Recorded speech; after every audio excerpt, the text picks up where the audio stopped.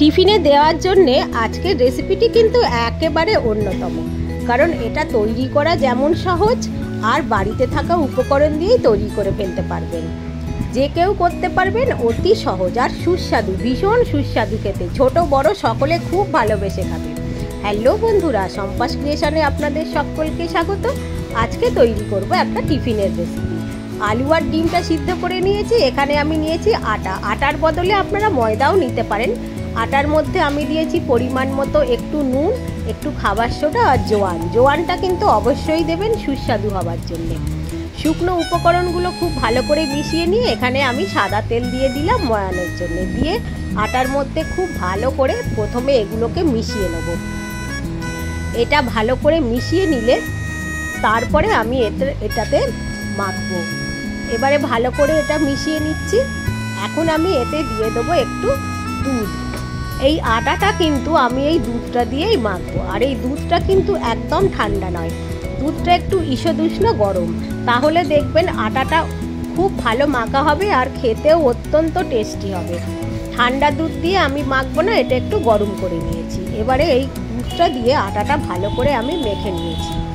নিয়ে আমি এটা রেখে দিচ্ছি।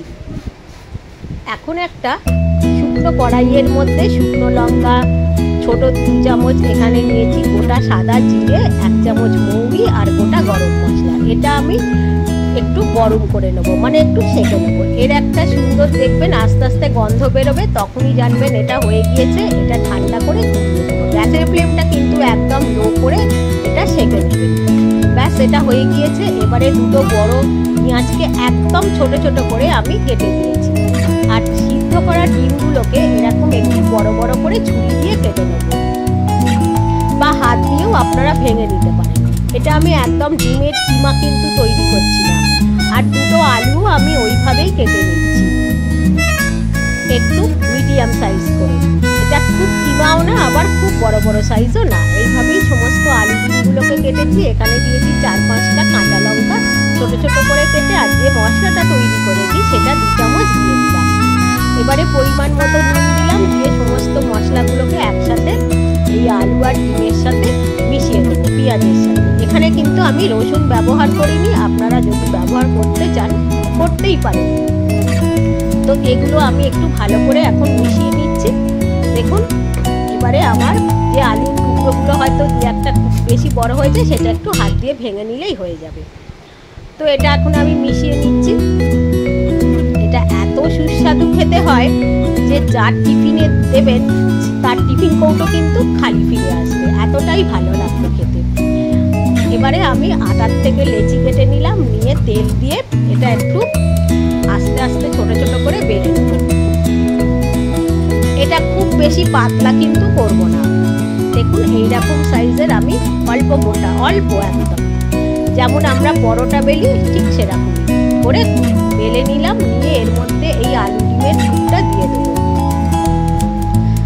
এটা আটা দিয়ে তৈরি করলে কিন্তু বেশি খেতে ভালো হয়। তো এখানে আমি দিয়ে দিলাম এই পুরটা। দিয়ে এবারে এটাকে আমি একটু মুড়ে নেব, মানে একটা পটলি সাইজের শেপ দেবো।